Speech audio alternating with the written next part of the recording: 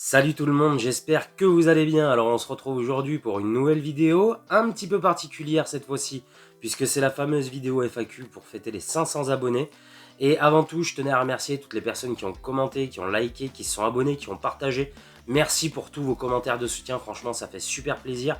Et si jamais le contenu des vidéos vous plaît, n'hésitez pas à vous abonner à la chaîne, à activer la petite cloche des notifications et à laisser un petit commentaire, ça permettra à la chaîne un meilleur référencement et ça donnera plus facilement accès aux vidéos à un plus grand nombre.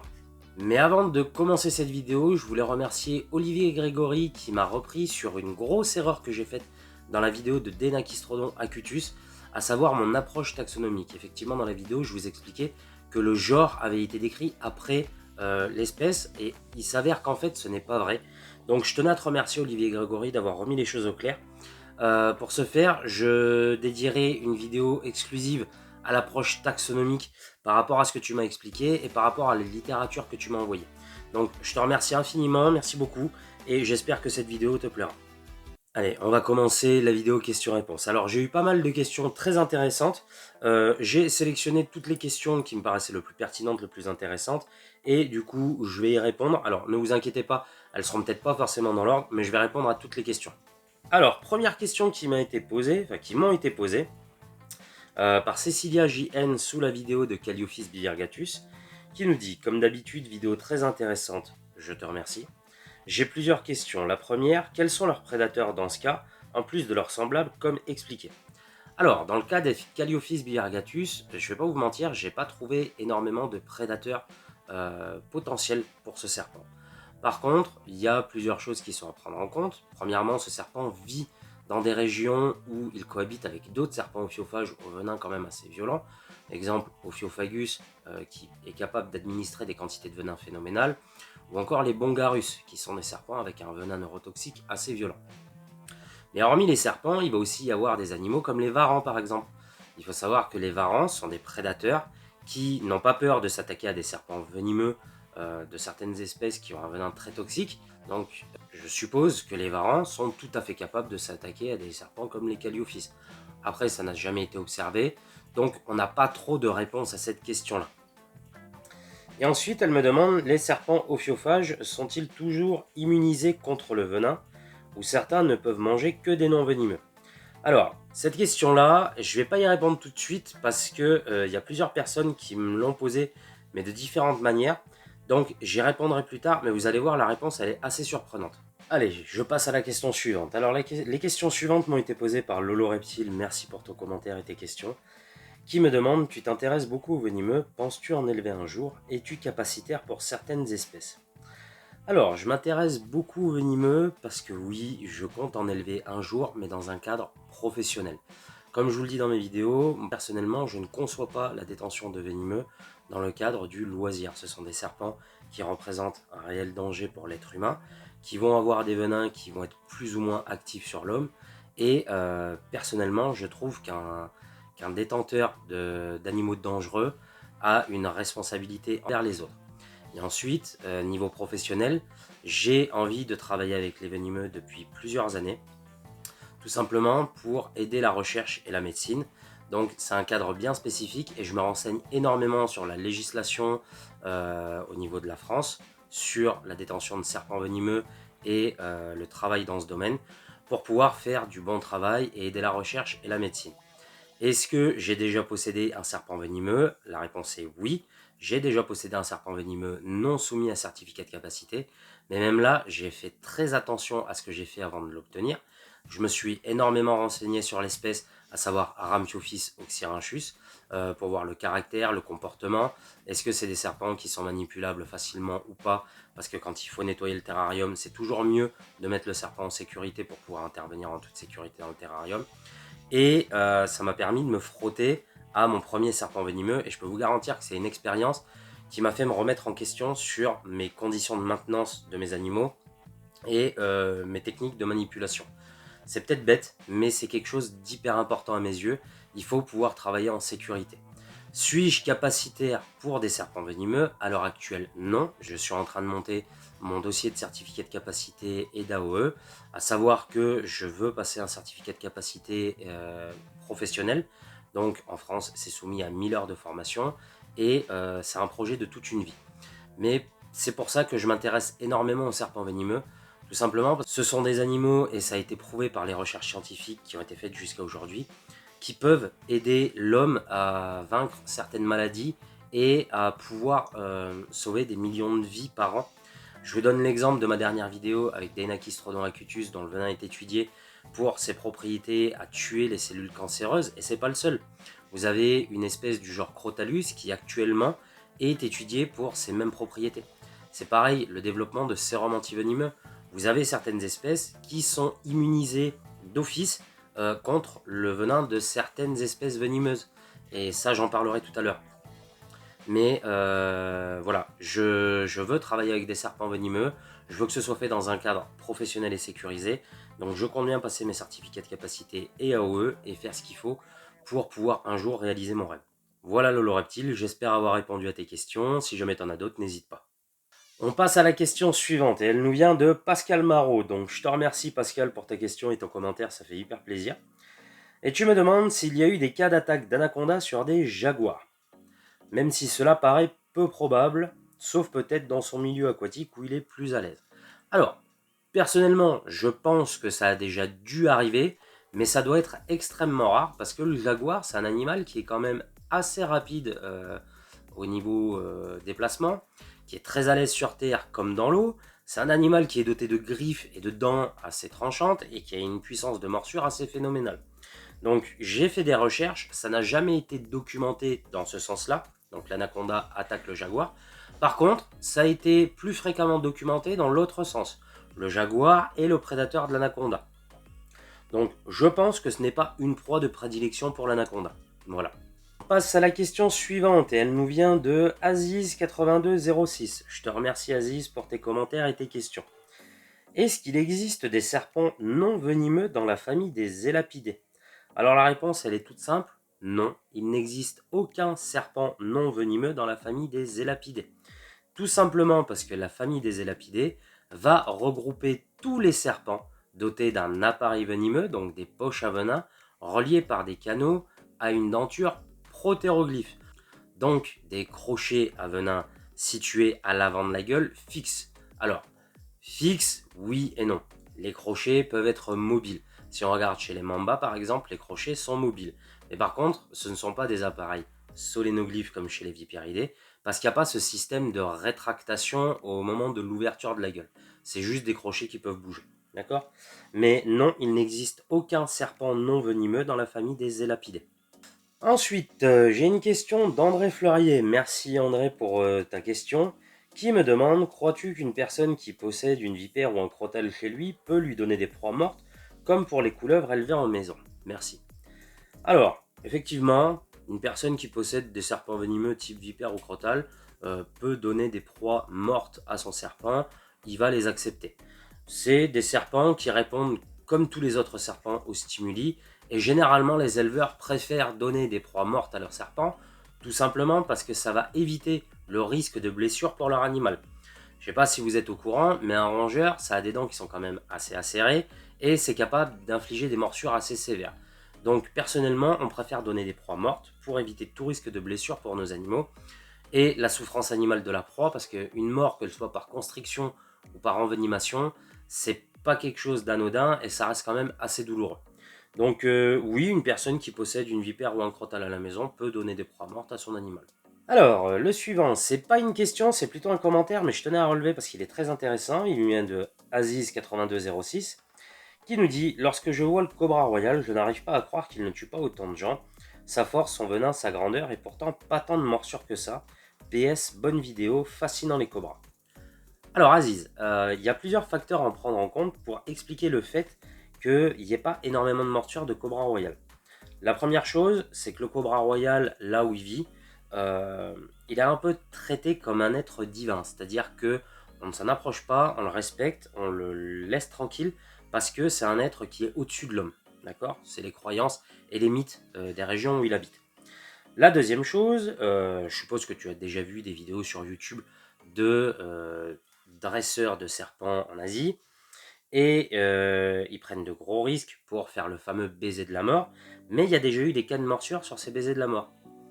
Et généralement, ça a très mal tourné pour le soigneur qui manipulait l'animal, puisque ça se soldait par sa mort. Parce que quand tu te fais mordre au niveau du visage, tu as le cerveau dans la boîte crânienne, les neurotoxines vont agir beaucoup plus vite et tu vas mourir en quelques heures. Donc les gens préfèrent éviter de manipuler ces serpents. Et le troisième facteur, justement, c'est le fait que on est dans des contrées où il n'y a pas forcément énormément de remontées médiatiques. D'accord? Donc, on ne sait pas réellement l'impact que va avoir comment dire, l'impact que vont avoir les activités humaines sur ces morsures. Je rappelle qu'un serpent, ça ne mord pas gratuitement. S'il mord, c'est soit pour tuer et manger, soit pour se défendre. Sauf que les activités humaines là-bas sont en train de s'étendre et de grappiller sur le territoire des cobras royaux. Donc je pense qu'il y a quand même pas mal de morsures chaque année, mais qu'elles ne sont pas forcément relatées. Et après, quand on voit les débiles sur internet qui font mumuse avec des cobras, et je pense notamment à une vidéo qui est sortie il n'y a pas longtemps sur Facebook, où on voit un individu bourré faire mumuse avec un cobra et se faire mordre 4 fois, il me semble. Voilà, je pense honnêtement que ce serpent mord plus fréquemment des gens que ce qu'on croit, mais on n'a pas énormément de remontées, et du fait de sa dangerosité connue, les locaux font quand même attention quand ils n'ont pas trop d'alcool dans le sang. Donc voilà, mais je trouvais ton commentaire hyper intéressant et je tenais à relever, je te remercie. On passe à la petite question suivante. Alors, elle nous vient de AA-UE4BW. Donc, je te remercie pour ta petite question qui me demande: les venins de serpent sont-ils sensibles aux températures? Alors, c'est une question qui est très intéressante, mais qui mériterait limite que je fasse une vidéo là-dessus. Je vais quand même essayer de te répondre rapidement. Les venins sont ce qu'on appelle un cocktail d'enzymes, de protéines assez complexe. Et ces enzymes, ces protéines, vont réagir de deux manières. Soit elles vont être ce qu'on appelle thermostables, c'est-à-dire qu'elles vont garder la même activité, peu importe la température à laquelle elles sont soumises. Soit elles vont être thermolabiles, et là c'est un terme un petit peu plus complexe, et effectivement leur activité va être modifiée en fonction des températures. Pour les venins de serpent, j'ai pas trouvé la réponse exacte encore, mais je vais étudier le sujet. Par contre, on a pu constater que sur des animaux comme les guêpes, les araignées, le fait de soumettre un venin à une chaleur excessive va tout simplement détruire les protéines et les enzymes, et en fait va rendre inefficace le venin. Le seul problème qu'il y a, et c'est pour ça qu'on dit que quand on se fait piquer ou mordre, on ne cautérise pas une plaie, c'est que pour obtenir ce résultat, il faut soumettre les protéines et les enzymes à des très fortes chaleurs. On dépasse souvent les 80 degrés. Et si vous le faisiez sur votre peau, vous aggraveriez votre cas. Parce que premièrement, le venin, une fois inoculé, ne va pas attendre pour circuler dans votre organisme, il va circuler directement. Mais ensuite, vous allez vous brûler au deuxième et troisième degré. Donc c'est pour ça qu'on dit on ne cautérise jamais une plaie, ou on ne tente jamais de cautériser une plaie quand on a subi une morsure ou une piqûre d'un animal venimeux. Vous allez faire plus de dégâts qu'autre chose. Mais ta question est très intéressante et je pense que j'y consacrerai une vidéo dans l'avenir. Je vais étudier le sujet et je reviendrai dessus, et je te notifierai quand je reviendrai dessus. Ensuite, on a les questions de Mamadou Diarra 5950. Je te remercie d'avoir posé des questions, même si je t'avoue que je n'ai pas trop compris le sens de ta question, qui me demande: combat taipan serpent indigo, qui est vainqueur? Je souhaite avoir des informations sur Cobra Royal versus Serpent Roi Indigo, Mamba versus Serpent Indigo et Serpent Indigo versus Cobra des Forêts. Alors, quand j'ai lu tes questions, et c'est pas méchant, hein, mais j'ai pas trop compris ce que tu voulais en retirer. Par contre, je vais te répondre clairement. Il faut savoir que les combats de serpents dans la nature, c'est généralement sur des serpents ophiophages qui vont pouvoir se croiser. Là, tu me demandes de te faire une estimation sur des espèces qui ne se croiseront jamais. Le serpent roi indigo, comme tu l'appelles, je pense que tu fais référence à Drymarchon melanurus, qui se rencontre en Amérique du Nord. Et toutes les autres espèces que tu m'as citées en face sont soit des espèces asiatiques, soit des espèces africaines. Donc déjà, ils se croiseront jamais. Ensuite, si tu fais référence au fait que Drymarchon soit immunisé au venin, comme on peut le lire dans certains articles, il faut savoir une chose, c'est qu'il y a des recherches qui ont été faites, et pour le moment, il a été prouvé que ce serpent a une immunité naturelle contre le venin de certains crotalinés nord-américains. Par contre, il n'y a rien qui assure que ce serpent aurait une immunité contre des serpents comme Ophiophagus, Dendroaspis ou encore Oxyuranus. Donc c'est une question à laquelle je ne peux pas te répondre parce que ça n'a jamais été vu. Le Drimarcon serait-il capable de tuer et manger ces serpents-là? Il n'y a pas réellement de réponse, hein, je vais pas te mentir. Après, si tu t'intéresses à ce sujet-là, je peux te renvoyer vers certaines recherches qui ont été faites sur l'immunité du serpent indigo. Et tu y trouveras peut-être une réponse qui te plaira. Mais en attendant, il n'y a pas réellement de réponse. Hein. Serpent indigo, même si tu voudrais que je fasse un Battle Royale, et je rappelle que les Battle Royale que j'ai fait, c'est juste pour faire un comparatif de la toxicité des venins et remettre un peu les choses dans l'ordre, parce qu'on entend souvent dire que tel serpent a le venin le plus toxique, alors que c'est pas vrai. Mais là, si tu voudrais que je fasse un Battle Royale, ce serait pas possible, parce que Drimarcon n'est pas un serpent venimeux. Donc voilà, je peux pas apporter plus de réponses que ça à tes questions. N'hésite pas à laisser un commentaire pour m'expliquer plus en détail ce que tu voulais savoir et je tenterai d'y répondre. Mais là, dit comme ça, je peux pas te donner de réponse en fait. Je sais absolument pas comment ça se passerait dans la nature, étant donné que c'est des animaux qui ne se croiseront jamais. Donc voilà. Mais je te remercie en tout cas pour tes questions. On passe à la question suivante, qui nous vient de TWOB8329. Et du coup, je vais reprendre la question de Cécilia JN qui a été posée au début. Et déjà, je te remercie TWOB8329 pour ta question. Et tu me demandes, le cobra royal est immunisé contre les venins. De ce fait, penses-tu que le serpent corail peut tuer le cobra? Alors, le cobra royal est immunisé contre les venins. J'ai eu beau chercher dans ma littérature, il n'y a aucune trace écrite de ce fait-là, d'accord? Potentiellement, il est immunisé contre certains venins, mais, et je dis bien mais, ce n'est pas quelque chose de sûr. Je vais te donner un exemple très concret. Il a déjà été relaté des cas de cannibalisme chez les cobras royaux. Donc, c'est l'envenimation qui a provoqué la mort de l'animal, et c'est des cas de cannibalisme qui ont été relatés en milieu naturel et en captivité. Il faut savoir une chose, c'est que le venin de serpent est quelque chose d'unique. C'est-à-dire que vous pouvez prendre deux spécimens différents mais de la même espèce, vous faites un comparatif des venins, et bien vous allez avoir deux venins qui vont être différents, ce ne seront pas les mêmes. Il y aura des différences de taux, de concentration et des fois même des différences d'organisation dans le venin. D'accord? Donc, est-ce que le cobra royal est immunisé au venin de tous les serpents? Personnellement, je préfère pas m'avancer là-dessus, parce que dans la nature, on a déjà vu des bongarus tuer des cobras royaux, des Calliophytes birgatus tuer des juvéniles, donc ça laisse à supposer que ce serpent n'est pas immunisé contre les venins. À l'heure actuelle, pour moi, le seul serpent que je connais qui est immunisé contre les venins, c'est un serpent du genre Drimarcon. Et il y a une étude qui a été faite d'ailleurs sur cette immunité. Et en fait, ils ont découvert qu'effectivement, ce serpent était immunisé contre le venin de certaines espèces de Crotalus nord-américains. Voilà. Mais l'immunité au venin, c'est quelque chose de très très peu étudié pour le moment en termes de serpents, d'accord? Pourtant, vous avez pas mal d'espèces ophiophages qui ne sont pas venimeuses et qui sont capables de s'attaquer et tuer des serpents venimeux. Voilà. Vous avez aussi l'Ampropeltis californiae, le serpent roi, qui est capable de tuer et manger des serpents à sonnette alors qu'il n'est pas venimeux. Mais il a une technique de chasse qui va lui permettre d'éviter la morsure en fait. Il va attaquer l'animal juste derrière la tête, derrière les os carrés, pour pouvoir éviter de se faire mordre. Alors des fois ça arrive, mais on n'a jamais de retour sur la suite, à savoir est-ce que l'Ampropeltis meurt ou pas. Mais il a développé une technique de chasse qui lui permet d'éviter la morsure. Donc en fait, l'immunité au venin, c'est quelque chose déjà de très rare. Je connais très peu d'animaux qui sont immunisés au venin de serpent.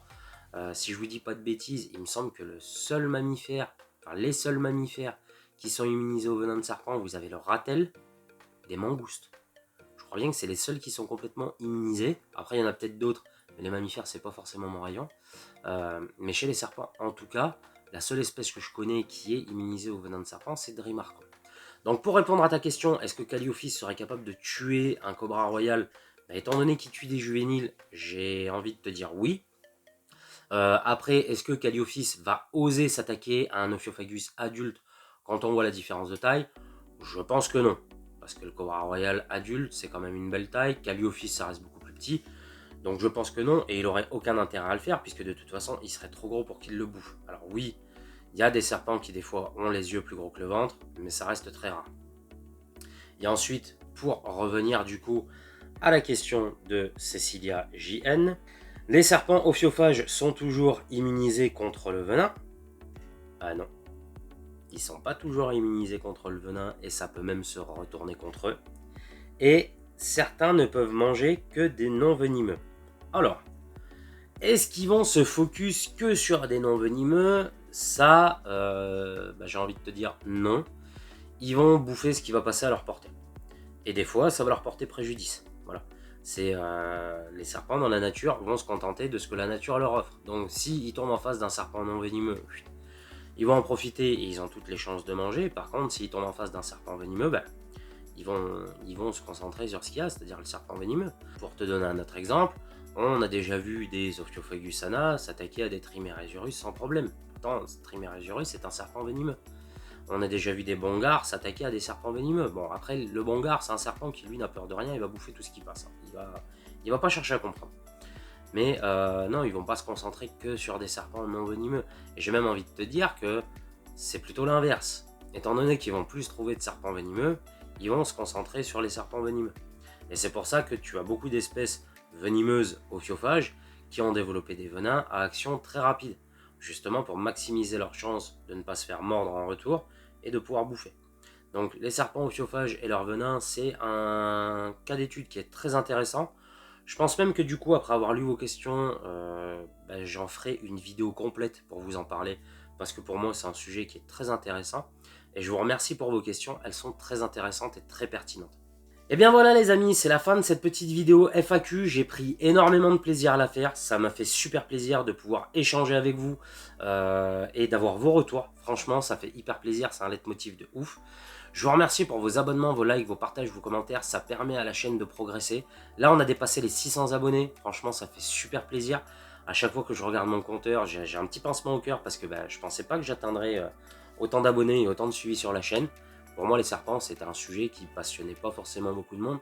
Et je me rends compte qu'en fait, il y a beaucoup de personnes qui s'y intéressent. Pour les autres personnes, si jamais le contenu vous plaît, n'hésitez pas à vous abonner, à liker, à partager, à laisser des commentaires, des suggestions, ou même à me reprendre. Si jamais je dis une bêtise, ça peut arriver. Je n'ai pas la science infuse, et je n'aurai pas la prétention de dire que j'ai la science infuse. Donc, j'essaye de faire au mieux. Pour ma correction sur Denachistrodon acutus et la taxonomie, je vous la ferai. Donc je pense que je vais refaire la vidéo avec cette fois des informations correctes. Excusez-moi pour cette erreur. Et si jamais il y a des personnes qui veulent des liens d'articles scientifiques, des liens de pages Facebook hyper intéressantes, n'hésitez pas, de toute façon c'est pareil, je pense que je vais vous faire une vidéo dédiée à ces pages-là pour que vous puissiez vous rendre sur ces sites internet et faire vous-même vos recherches si vous voulez, pousser un petit peu plus la chose. Mais en tout cas, voilà, je prends énormément de plaisir à vous partager tout ça. Je voulais juste vous montrer quelque chose parce que c'est un livre qui personnellement me tient à cœur. Et vous expliquer comment est-ce que j'ai accès à autant d'espèces. Donc en fait, si vous voulez, je me sers de ce bouquin qui est littéralement le bouquin, le catalogue de toutes les espèces de serpents connues à l'heure actuelle, qu'elles soient vivantes ou éteintes. C'est un pavé, hein, je ne vais pas vous mentir, là vous avez ma tête à côté, c'est un pavé. Bon, la taxonomie n'est pas à jour, mais en fait c'est grâce à ce livre que je peux découvrir de nouvelles espèces et vous décrire des espèces de ouf. Et voilà, je voulais juste vous parler de ce livre. Si jamais il vous intéresse, vous pouvez vous le procurer sur internet. C'est pas un placement de produit, c'est juste que c'est un pavé. Bon, il n'y a pas d'image, il n'y a rien, mais franchement, si vous vous intéressez aux serpents, je pense que ça pourra vous être utile. Voilà les amis, on se retrouve très vite pour une nouvelle vidéo dans le monde fascinant des serpents. Je vous remercie infiniment et je vous dis à très bientôt. Ciao!